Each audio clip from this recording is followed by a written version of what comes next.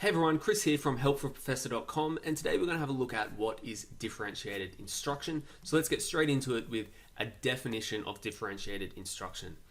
So differentiated instruction involves teaching in different ways to different students to match their individual needs. So it recognizes that every student in the classroom has different needs, and therefore we can't teach the exact same way or even the exact same content to every student and expect them all to get the best outcomes they can get.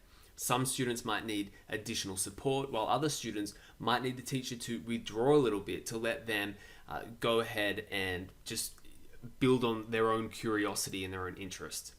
Some students might be visual learners, while other students might be more interested in learning through reading. So we need to differentiate the way we teach to all the students in our classroom to get the best out of each and every individual student.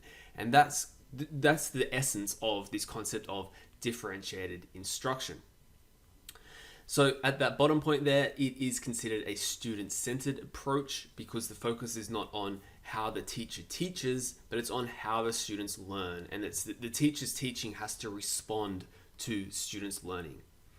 So let's move into a couple of scholarly definitions. So if you're a university student or even a university teacher, you might want to use these scholarly definitions in an essay or in PowerPoint slides when you're presenting differentiated instruction as a lecture.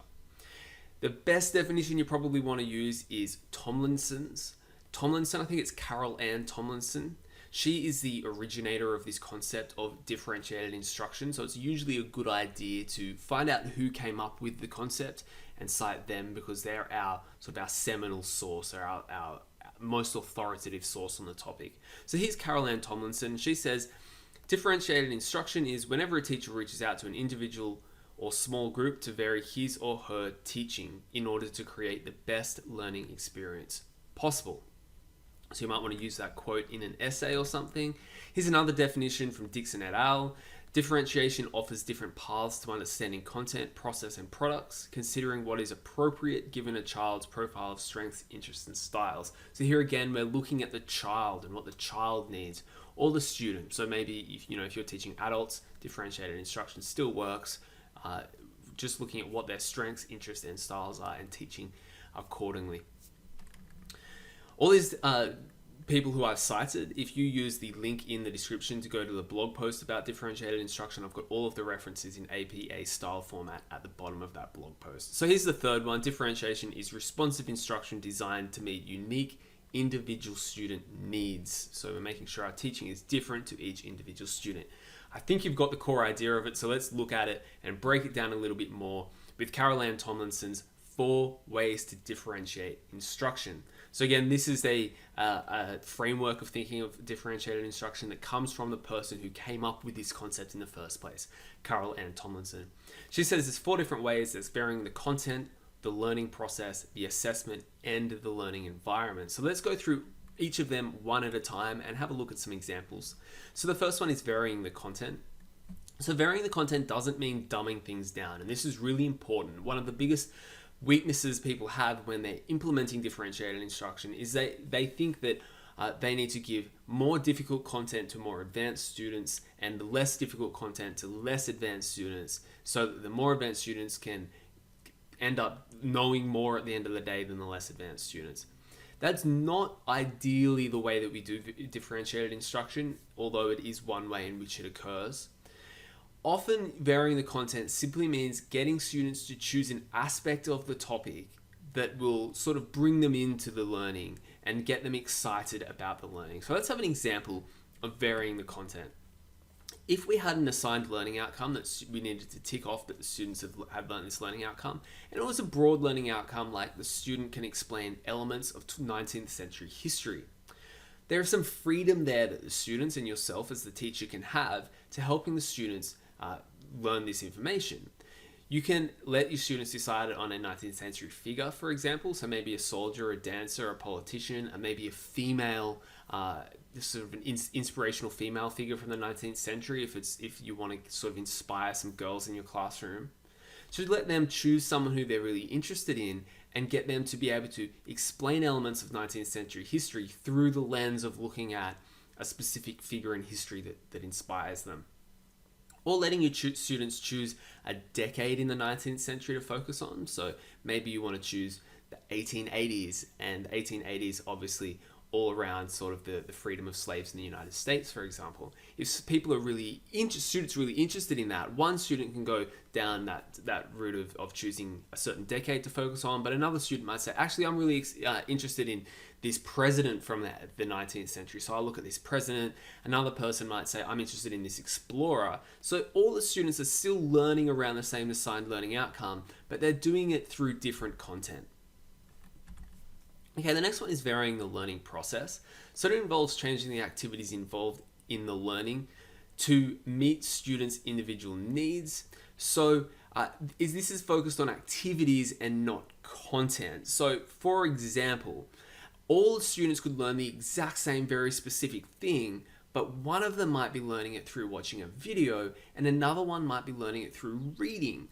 This varying the learning process thing is all about how different students have different ways of learning that are different. So some students prefer to watch things, some students might prefer to do physical activity, some students might prefer to read books in silence, and letting them all choose the way in which they approach that learning content, so the way in which they are learning the content, can help you to differentiate your classroom. So one thing you might do is say, here's 4 learning stations. In each learning station, there'll be a focus on something different, like a visual element, maybe a listening element, a physical activity, and something else, maybe watching a television show or reading a book or something. And students can choose the station that they go to in order to learn in a way that they are most excited about. But they're all learning the same content at each learning station. It's just the process of learning that's a little bit different here. So when we vary our learning process as teachers, we'll often use the concept of scaffolding. So when we scaffold our learning, we look at what the student is up to, and then we as a teacher think, okay, what's the next step that we need to take to help them proceed to the next level of learning. So oftentimes we as teachers need to sit down with the student and have a look at how they're learning, and then sort of think in our heads, well, what's the best thing that I can do to help students move forward in this process? Okay, the next one is varying the assessment. This one's very, very common, especially these days when we have students with additional needs. So say we have a student who comes up to us and they have a dyslexia diagnosis. So they have a lot of trouble reading things. In the past, we might have said, a student with dyslexia is not intelligent because they can't read as well. But today we generally consider that, a student with dyslexia might be just as intelligent as every other student in the classroom. It's just that they're having a bit of trouble consuming the content through reading and through writing. They might have trouble in an assessment, for example, if it's an essay that they have to write. So maybe we can give them a different way of being able to be assessed to prove their knowledge they're more comfortable with. Maybe they could give a presentation, create a poster, or do a demonstration. I've also had this with students in my classrooms who've had anxiety, and they've actually had, come to me with notes from the university's support saying, look, this student struggles a lot with anxiety and we're helping them work through it, but at the moment, can you vary your assessment so that they don't have to stand and do their presentation in front of 100 other students? Maybe you could get them to do the presentation in front of 5 close friends to help them develop their presentation skills, but not in such an intimidating environment. So varying the assessment is to help students show and prove their knowledge in a way that is most comfortable for them. Okay, the next one is varying the classroom environment. So when we're looking at our classroom environment, the layout, and then maybe the ways the desks are positioned, what books are available for them, what informational technologies like computers are available to them, how is our classroom environment teaching our students certain things? If we have our students all sitting in groups, then it's a social classroom environment and we're encouraging them to talk to one another and learn from one another. If they're in rows, well, maybe we're encouraging them to learn directly from the teacher and not talk to one another. So if we varied our classroom environment so that the students' strengths or preferences can be fostered, then maybe we can help differentiate our learning. So you could say, for example, okay, students, we're in the library today for today's session. If you want to go and you want to carry on your own in quiet, there's some area over in the back there that you can sit there and you can choose to sit there and work on this project quietly. But if you're more of a social learner, well, we've got these group desks over here, and you can go over to the group desk and you can talk to one another and learn from one another. So that each student has their own sort of situation or environment where they can learn the best possible way. So let's have a look at some pros and cons at the end here. Now that you know what differentiation is, we've had some examples. Here are some of the things that we say are positive. So obviously the first positive that I've already mentioned is it is very student-centered. It focuses on, well, what is the student's needs and how can I as a teacher meet that student's needs? It also strives for equity so that all students have what they need in order to succeed. So we're not giving everyone the exact same thing. Instead, we're saying, well, this student over here, they might not need much support for this lesson because they're doing really well. But a student over here needs a lot of extra support. So maybe I'm going to make sure that I give that student some extra books or some extra, or a different piece of content that they can learn from, or a different way in which they can learn. So it strives to make sure that all students get what they need to succeed. It acknowledges difference in the classroom. It gives students choice. Very commonly when we differentiate our instruction, we say, well, you can choose the way that you learn best, so long as that you're focused on the learning. It can increase engagement. You know, if instead of giving content to students that they find very boring, oftentimes differentiation is trying to find a backdoor into getting students excited about the content. And then it is increasingly possible nowadays with technology. So when we think about the cons of differentiation, and I'll show you this on the next slide, one of the biggest cons is, how can I differentiate instruction for 30 students or 25 students in my classroom? Do I have to write a separate lesson plan for every student? It's very difficult to differentiate and make sure every student's needs are met for every single lesson. Nowadays with technology, that's becoming increasingly possible. We've got things like educational software that students can use, and they can sort of find their own way through, like when I was a kid, we used to read those Goosebumps novels where you choose your own adventure at the end of the novel. A lot of technologies nowadays have got differentiated instruction built into them to help us as teachers to differentiate. Okay, some cons of differentiated instruction. The first one is it is incredibly time consuming and resource intensive for us as educators. It takes a lot of our time to change up the way in which we teach things for different students. It often leads to dumbing down the content. I've talked about this a little bit before when we talked about differentiating content. Try not to dumb down the content, but rather develop content that's unique for each student, but helps them to eventually meet the same learning outcome. It cannot be done for every student. It's just impossible to differentiate, and I think I've already made that clear. It's impossible to differentiate all the time, every single day. We do our best, but it's just such a time-consuming thing. It's unrealistic in the context of standardized testing. It is 100% unrealistic sometimes when we're told, well, you need to have all of your students by the age of 8 to sit this test, and they have to do these exact quizzes, and they all have to sit in a line and not talk to each other when they do these exact quizzes. Standardized testing and differentiated instruction butt heads because we know as educators that different students might thrive in different assessment environments, and we just can't differentiate assessment when we've got standardized tests being sort of rammed down our throat by administrators.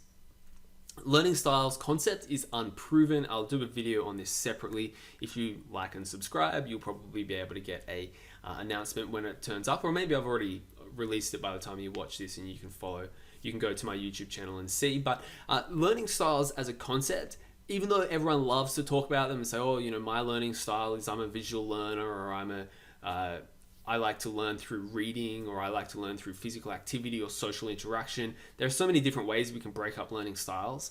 When it comes down to it, a lot of that research, especially by Caulfield in Scotland, it ends up being that, well, it's not styles of learning, but it's preferences that we're talking about. No one is naturally inclined to learn in a certain way. We just have certain preferences for learning in certain ways. And there's a difference between saying, I cannot learn through reading.